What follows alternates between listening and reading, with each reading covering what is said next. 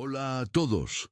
Si les gusta nuestro contenido, por favor, suscríbanse al canal para no perderse nada.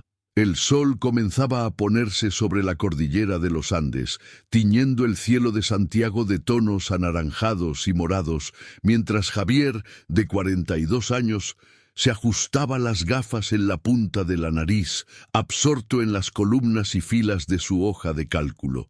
El aire acondicionado de la oficina, en el centro de la capital chilena, zumbaba suavemente, acompañando el ritmo constante de sus clics en el teclado. Era un hombre de rutina, metódico, y ese día, un martes común, su mayor preocupación era cerrar los informes antes del feriado. No había nubes en el horizonte personal de Javier. La noche anterior había sido tranquila, una cena en casa con Olivia, su esposa, planes discutidos para el fin de semana, la trivialidad reconfortante de 15 años de matrimonio. Fue entonces cuando el teléfono vibró sobre la mesa, un sonido sutil que en pocos segundos derrumbaría el mundo predecible de Javier. El nombre de Olivia, de 39 años, brillaba en la pantalla. Él esperaba un mensaje casual, quizás preguntando algo sobre la cena o recordando algún compromiso, pero el texto era corto, quirúrgico, impersonal. Javier, quiero el divorcio. Por favor, dirige toda comunicación futura a través de mi abogado, el señor Peterson. Sus datos de contacto se enviarán en breve. Una cuchilla helada. 15 años de historia, reducidos a unas pocas líneas de píxeles, sin aviso, sin discusión, solo la frialdad de un ultimátum digital. Él se quedó allí, paralizado, mirando fijamente las palabras, mientras el silencio de la oficina se volvía ensordecedor. El dolor, el shock y una furia creciente hervían bajo la superficie, pero lo que dominaba a Javier en ese momento era una claridad fría e inesperada. Olivia había establecido los términos, solo abogados, y Javier, con su mente acostumbrada a la lógica y los procedimientos, acató. Escribió una sola palabra de vuelta: entendido. Fue como un punto final, no solo en la conversación, sino en una era de su vida. A partir de ese entendido, la intimidad y las informalidades de 15 años de matrimonio serían reemplazadas por la rigidez de las reglas legales que ella misma había impuesto. La practicidad entonces asumió el control de su mente. Los arreglos matrimoniales informales, construidos a lo largo de una década y media, se desmoronaron instantáneamente bajo el peso de esa exigencia de canales legales. Javier y Olivia siempre mantuvieron sus finanzas principales separadas para el día a día, una lección que él había aprendido con la caótica separación de sus propios padres. Pero Olivia poseía tarjetas suplementarias vinculadas a las cuentas de Javier. No eran de propiedad conjunta, solo estatus de usuaria autorizada. Sin dudarlo, abrió las aplicaciones bancarias en su teléfono, navegando con una rapidez casi robótica. Clic, clic, clic. Tarjetas canceladas. Informó que la usuaria ya no estaba autorizada. Hecho. Era un corte limpio, frío, pero totalmente acorde con las nuevas reglas que ella dictó. Aquel era solo el comienzo. Javier recordó una cantidad mensual que transfería a la cuenta personal de Olivia, un valor discrecional para sus gastos. Sin dudarlo, accedió nuevamente al banco en línea, cancelando la transferencia recurrente con efecto inmediato.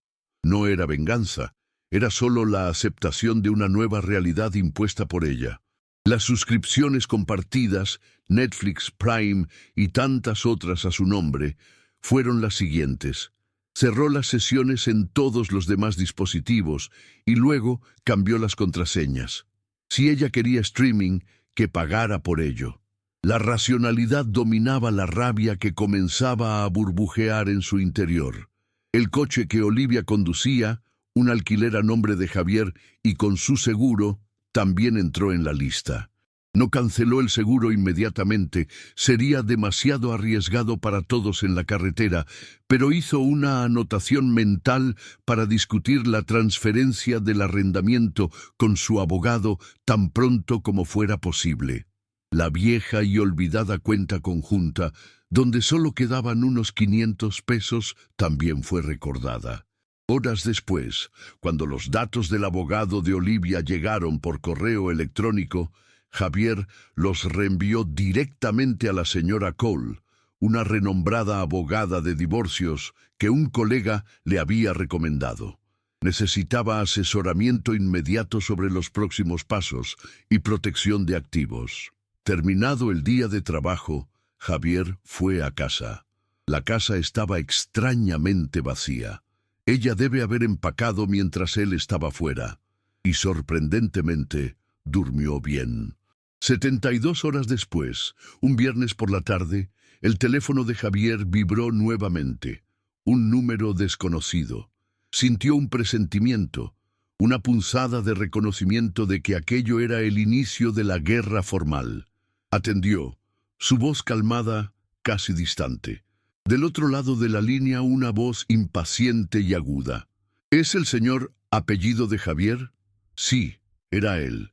La voz se presentó como el señor Peterson, abogado de Olivia.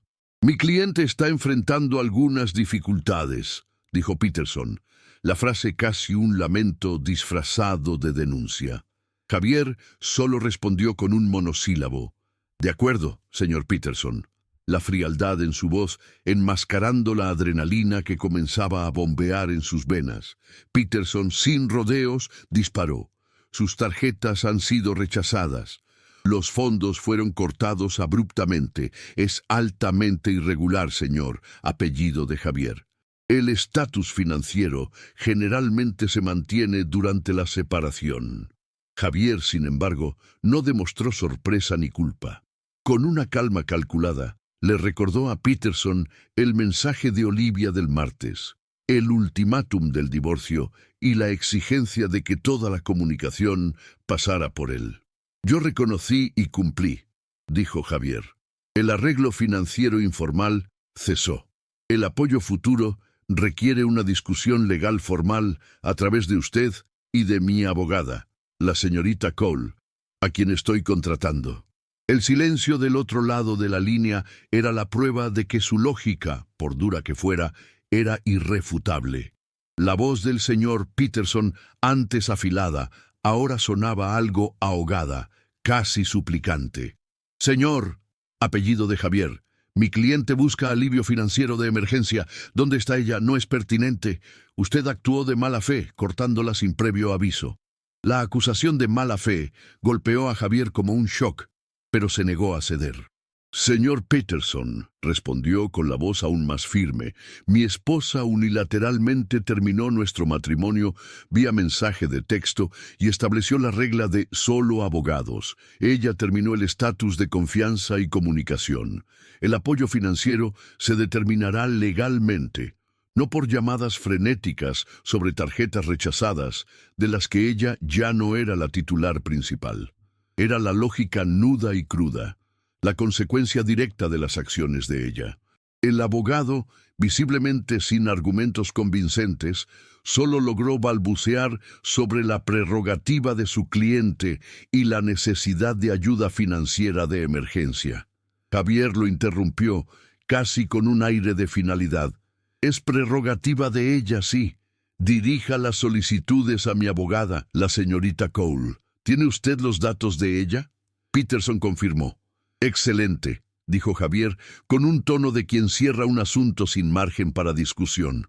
Conversación concluida, conforme a la directriz de mi esposa. Que tenga un buen día.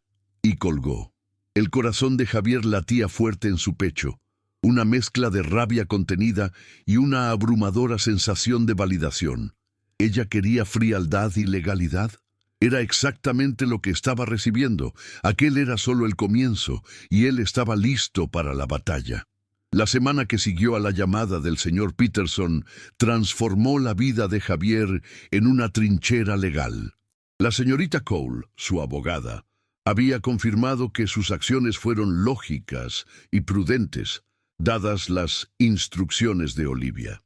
Ella lo aconsejó a documentar cada detalle, cada interacción, cada intento de contacto que pudiera venir. Y vinieron. La primera jugada del señor, Peterson llegó por correo electrónico.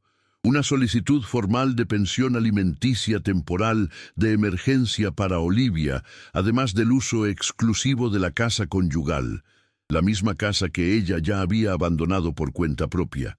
El valor era astronómico, diseñado para que Javier financiara el estilo de vida que Olivia tenía, sumado a una nueva vivienda y todos sus honorarios legales. La respuesta de la señorita Cole fue rápida y quirúrgica. Ella contraatacó con un valor de pensión mucho más bajo, basado en la necesidad real de Olivia y no en sus deseos.